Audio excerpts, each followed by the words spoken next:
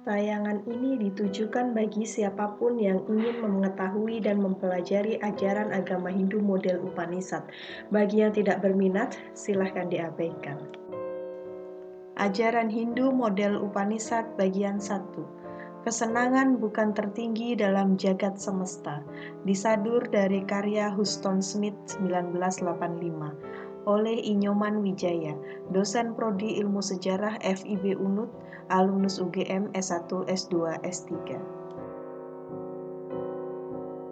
Lembar-lembar sejarah dari masa Mataram kuno sampai era reformasi. Begitu banyak memberi potret kehidupan. Kesenangan bukan tertinggi dalam jagat semesta. Kesenangan bukan sebuah bentuk kejahatan. Kesenangan tujuan hidup sah, mengandung kemungkinan meraih. Siapapun berlomba meraih dan ingin mendekat. Kesenangan penuh keindahan, menyenangkan indera-indera. Di atas kesenangan bersemayam mahkota. Tempatnya meningkat sejuta kali setiap putaran, dilalui pada babak-babak kehidupan. Tak setiap kesenangan tanpa resiko. Demi kesenangan, tujuan-tujuan kecil jangka pendek tergerus, membohong, menipu, mencuri, demi bayangan yang tampak menguntungkan. Asalkan kaidah moral terpatri, kesenangan bebas dikejar, bebas dirangkul, dipeluk, dicium. Dalam redup malam sejarah bersaksi, kesenangan bukan segala. Bukan karena kesenangan berwajah buruk, wajahnya tampan, rupanya cantik. Kesenangan menghimpit, melilit, menekan urat syaraf, terlalu sempit, terlalu sepele, hanya mampu memuaskan kodrat-kodrat. Kesenangan bersifat pribadi.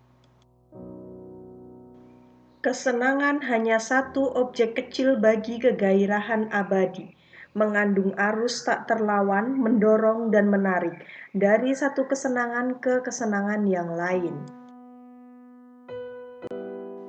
Kesenangan tak punya pangkal muara, tak mampu melahirkan kegairahan murni. Di dalamnya bersemayam kebosanan dan siksaan. Cepat atau lambat, tak bisa dicegah, tak bisa dilawan. Kesenangan akan melahirkan keinginan. Dari keinginan yang satu ke yang lain, bersifat sementara, indah, dan halus. Bila saat itu tiba, diri sedang melangkah menuju tujuan lebih besar, menggapai kekayaan, kemasyhuran, kekuasaan.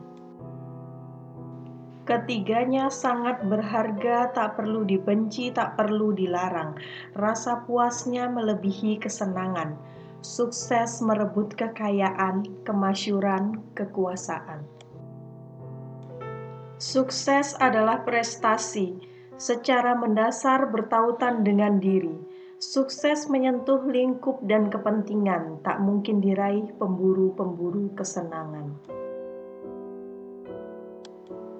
Sukses suatu fata morgana, saling tindih, saling kejar, saling raih, berbahaya, tak bertambah banyak jika dibagi.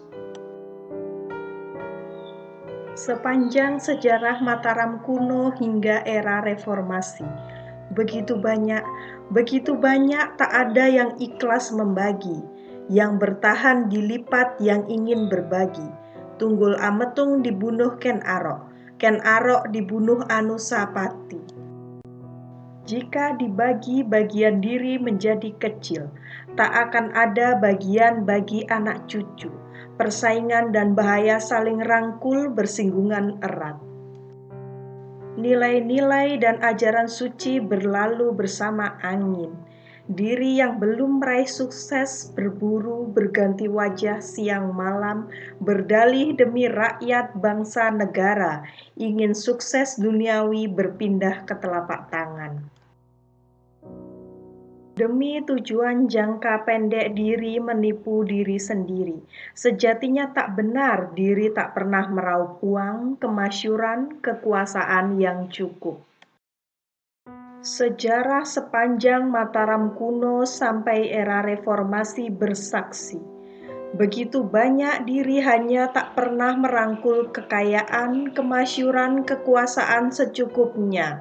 Sabda para empu ditatap setengah hati. Diri membisu tak peduli nilai-nilai norma agama, memilih berkompromi dengan insan-insan yang punya kuasa bicara dan ada di mana-mana. Kompromi inginkan kekayaan, kemasyuran, kekuasaan, penuh kerakusan sampai gunting kertas dalam lipatan, jadikan kekayaan, kemasyuran, kekuasaan sebagai kekuatan hidup tertinggi. Angkat gendewa perang, lontarkan panah tombak, kuasai lawan jengkal demi jengkal. Sudah terlihat dalam tabir sejarah, begitu banyak potret buram kusam, kekayaan, kemasyuran, kekuasaan bukan sesungguhnya yang diinginkan. Mengejar kekayaan, kemasyuran, kekuasaan bagai padamkan api dengan minyak lemak. Sukses duniawi berfokus dalam nilai dan makna dalam diri. Akhirnya dirasakan dalam keheningan pribadi di hari senja sebagai hal yang terlalu kecil bagi keyakinan abadi, tak dapat ingkari kenyataan. Pemilik dan pemuja kekayaan, kemasyuran, kekuasaan, sepanjang Mataram kuno sampai era reformasi begitu banyak yang senantiasa merasa kekurangan.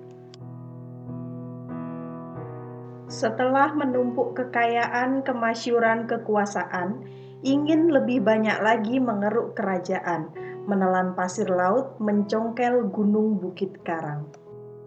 Demi meraih melebihi yang dimiliki, tak sadar prestasi hanya sementara, tak dapat menahan jiwa meninggalkan raga.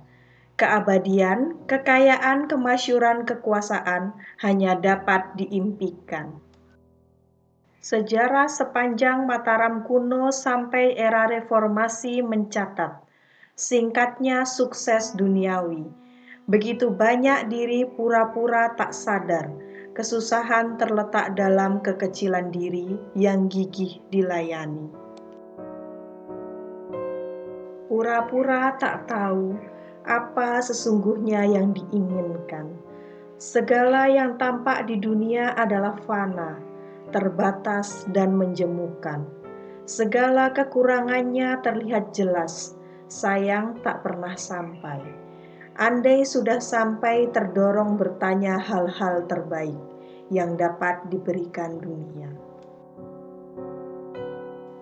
Bersambung ke bagian 2. Video ini diproduksi oleh TSP, Trisadana Putra Art and Science Writing.